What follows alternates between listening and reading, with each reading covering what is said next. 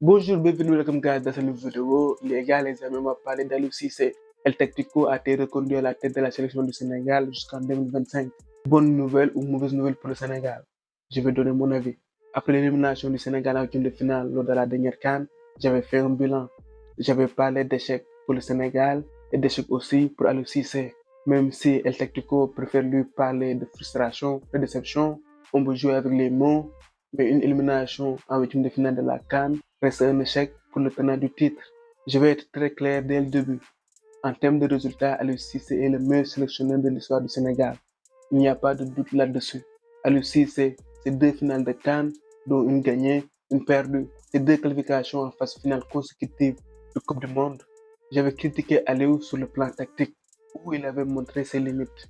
Je lui reproche certaines défaites. La défaite face au Cameroun en 2017, face à l'Algérie en 2019 et plus récemment la défaite face à la Côte d'Ivoire en huitième de finale. Sur les 2 premiers matchs cités, le Sénégal n'a pas su répondre à l'équation tactique que lui avaient proposé ses adversaires. Le Sénégal n'a pas su faire la différence dans le jeu. Face à la Côte d'Ivoire, c'était une autre physionomie, une autre configuration, où c'est le Sénégal qui menait le score et qui s'est fait ensuite faire rejoindre pour finir par perdre au tir au but. Pour ce match, je reproche à Aliou Cissé sa passivité. Comme je l'ai déjà dit sur l'une de mes précédentes vidéos, je pouvais comprendre Aliou Cissé quand le Sénégal menait le score, le fait qu'il n'ait pas voulu faire des changements, qu'il n'ait pas voulu déstabiliser son équipe.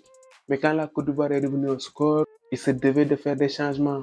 Après, comme je dis, tout est question de perception. Si on analyse, sur les dernières éditions, le Sénégal a chaque fois été battu ou éliminé par le futur vainqueur, le futur champion. Cameroun 2017, Algérie 2019 et Côte d'Ivoire en 2024. Pour vous dire que le Sénégal n'a pas été battu par n'importe qui.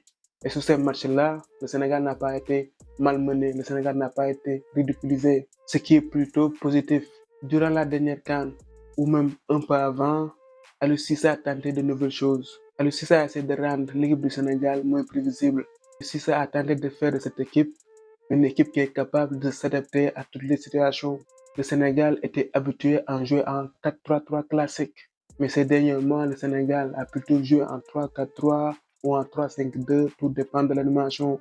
La première fois que j'ai remarqué la volonté d'Aliou Cissé de changer, de tenter de nouvelles choses, c'était le match amical face au Cameroun, où le Sénégal avait évolué en 3-4-3. Lors de ce match, c'est Cheikhou Kouyaté qui avait joué le rôle de défenseur ou milieu hybride, tantôt défenseur, tantôt milieu de terrain.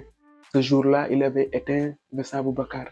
Lors de la dernière CAN, il a reconduit le même système, cette fois-ci avec des hommes différents, tantôt avec Pape Gueye, tantôt avec Abdou Diallo. Après, on sait tous que ces joueurs-là n'ont pas le même background, ils n'ont pas les mêmes caractéristiques, donc le rendu n'est pas forcément le même. Au niveau des hommes, il a fait des choix forts. Il a fait jouer Krépin Diatta dans le rôle de piston. C'est l'une de ses meilleures trouvailles. Lors de la dernière CAN, Krépin Diatta ou Krépin Alves fut l'un des meilleurs joueurs sénégalais. Il a fait une superbe CAN. Au milieu de terrain aussi, il a fait des choix forts avec la montée en puissance des Pape Gueye, Pape Matar Sarr, Lamine Camara. Ces choix-là ont réduit le temps de jeu des cadres Gana Gueye, Cheikhou Kouyaté, Nampalys. Aliou Cissé n'est pas un révolutionnaire. Il fait des changements par petites touches. Il y a certains qui disent que certaines cadres ne doivent plus venir en équipe nationale. Mais les gars, je ne suis pas d'accord avec vous. Ce qui doit primer pour moi, ce sont les performances. Quand tu es performant, que tu aies 20 ans ou 40 ans, tu dois être appelé et tu dois jouer. C'est la performance qui doit primer. En faisant le bilan, je disais que je ne voulais pas qu'Aliou Cissé continue. Je ne pensais pas qu'il puisse apporter quelque chose de plus à cette équipe. Entre-temps, j'ai eu une discussion avec un de mes grands frères. Il m'a dit qu'il n'était pas d'accord avec moi. Il m'a dit qu'il pense qu'Aliou Cissé est en train d'atteindre la maturité tactique. Il a juste peur qu'il soit usé, parce que 9 ans ou 10 ans, c'est pas 2 jours. Il a peur que son message ne passe plus. Quand il m'a parlé de maturité tactique, ça m'a fait sens. Parce que si on analyse la dernière CAN, si on se limite en phase de groupe, il avait plutôt fait des choix judicieux. Durant cette phase, il a été nommé meilleur sélectionneur. On ne peut pas nier que sur le plan tactique, il a tenté de nouvelles choses. Face à la Côte d'Ivoire, il s'est trompé. Si on analyse la personne d'Aliou Cissé, c'est quelqu'un qui croit en la victoire. C'est quelqu'un qui a cette foi. Il croit qu'il peut offrir une deuxième étoile au Sénégal. Et comme on dit en anglais, we have to believe to achieve. Cette fois-là, combiné avec sa maturité tactique, ça pourrait être la bonne recette, ça pourrait être la recette du succès. Là, on n'est plus à l'heure d'être d'accord ou pas qu'il soit reconduit. Il a été reconduit. Là, nous devons tous faire front. Nous devons lui envoyer des zones positives afin qu'il nous fasse gagner notre deuxième étoile.